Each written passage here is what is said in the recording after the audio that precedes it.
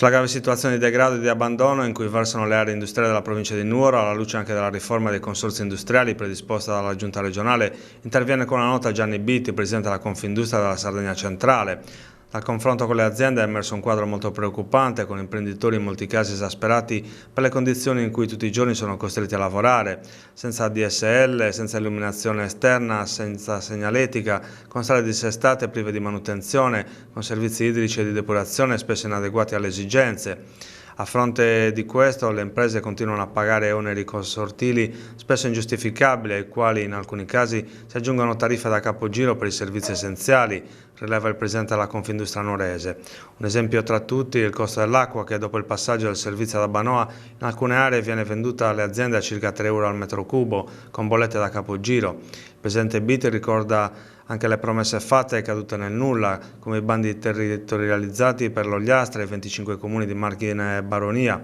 quest'ultimo messo in campo con l'idea di rivitalizzare i siti di Tossile, Ottana e Bolotana, ma di fatto rimasti sulla carta, vanificando anche gli sforzi fatti da diverse aziende che in quelle aree hanno programmato investimenti.